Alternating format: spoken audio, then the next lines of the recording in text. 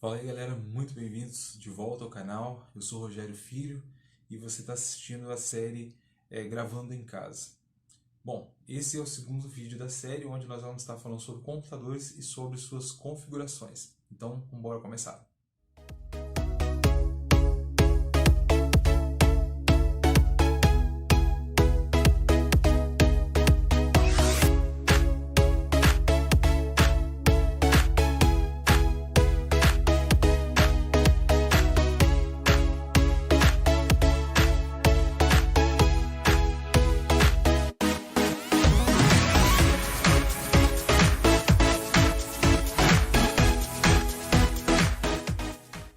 Bem, galera, é o seguinte, antigamente, quando a gente falava de áudio digital, isso há mais de 20 anos atrás, você precisaria comprar um Mac para gravar áudio digital, tá? Ou então você usaria dispositivos próprios para isso, por exemplo, o ADAT, que era muito comum aí na década de 90, tá ok? Bom, qual que é a nossa vantagem hoje? Os PCs evoluíram muito mesmo, a ponto de hoje você conseguir gravar áudio digital sem a menor dificuldade na sua casa. E não precisa ser um computador top. Eu não estou falando de um computador que você usa um processador i7 ou um i9 ou um Xeon, por exemplo, sabe? Estou falando de computadores que você consegue, por exemplo, com um processador i5, tá? Ou até mesmo um i3 aí, gerações mais novas, né? Gravar sem muita dor de cabeça, ou sem nenhuma dor de cabeça, na verdade, né? Qual que é a vantagem disso? Bom, galera, o Mac todo mundo sabe que é muito caro. E não somente o Mac, o computador em si. O sistema operacional, os softwares que são usados, que normalmente são pagos, né? Poucos softwares são gratuitos para Mac, né? O Mac OS é o sistema operacional da Apple, tá? E o Windows é o sistema operacional da maioria dos PCs, né? O Windows ou Linux. Eu, por exemplo, uso Linux, tá? O Linux ainda tem uma vantagem, questão de valor de sistema operacional, que é de graça, né? O Ubuntu Studio, por exemplo, é completamente gratuito, muito bacana. Enfim, mas como a maioria da galera usa o Windows, então eu vou tratar mais do PC. E falando dessa situação, como esse vídeo tem a intenção de fazer você gastar menos e montar algo que seja profissional, então eu vou te recomendar sim o PC e não o Mac, justamente por causa dessa questão de custo e pela abrangência de recursos que hoje um PC consegue te dar.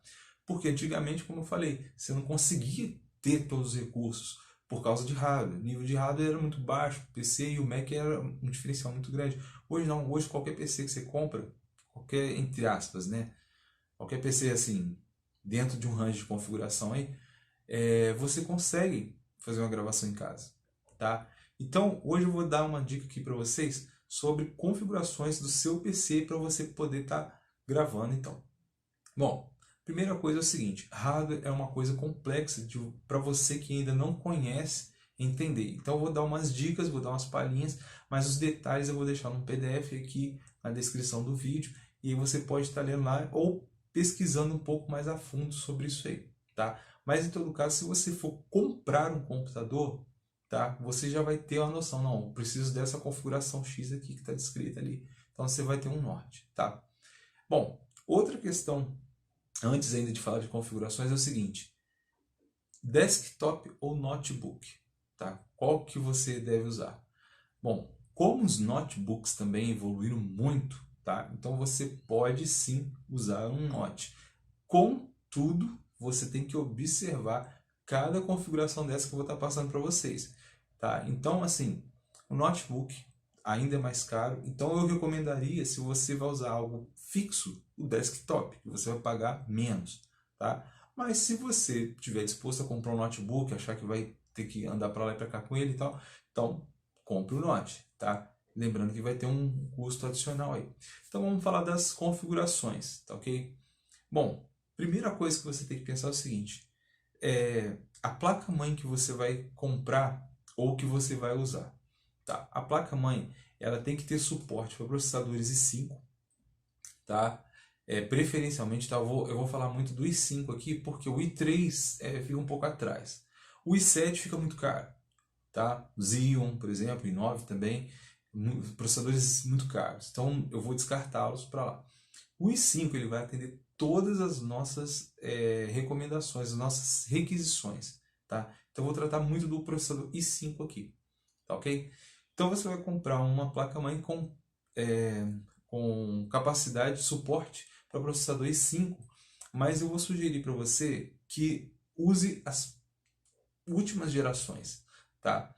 Por exemplo, um processador i5, por exemplo, modelo 650, 740 ou 680, esses processadores eu não vou recomendar para você.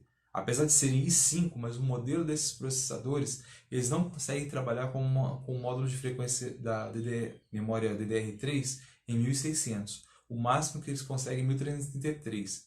Então, como eu vou recomendar uma memória de frequência mais alta, então prefiro os processadores i5, especialmente da modelo, por exemplo, 3470, já trabalha com 1600, né? Alguns modelos anteriores também, agora não me falha a memória, mas você tem que pensar o seguinte, o processador i5 que consegue trabalhar com memória de 1600 MHz. Então, na hora de você fazer uma pesquisa no Google, por exemplo, aí você achar lá, por exemplo, uma loja, processador i5, modelo tal, tal, tal.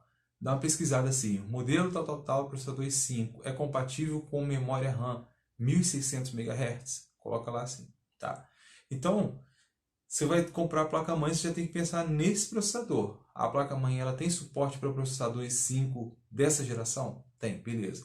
Tem suporte para memória RAM 1600 MHz? Normalmente, se o processador já atender, ele já vai ter suporte para memória de 1600. Então, você já tira duas dúvidas numa pergunta só.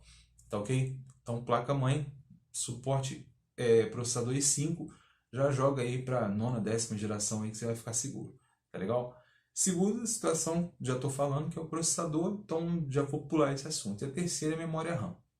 Bom, há muita confusão de memória RAM, é igual a questão de armazenamento. As pessoas pensam só no tamanho, tá?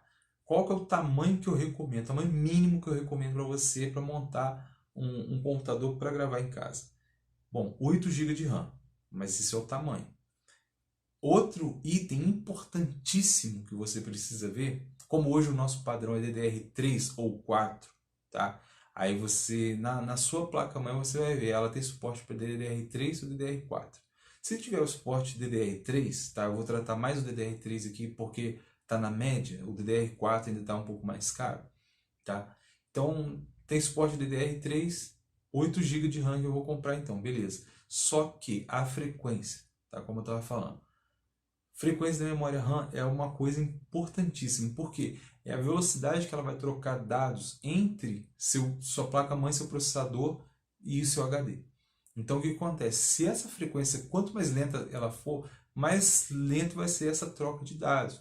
Então quanto mais rápida, obviamente, também melhor, né? Por exemplo, eu citei a questão de você, de repente você poder ter usado DDR4, padrão DDR4. DDR4 passa de 2 GHz, então assim, é bem bacana.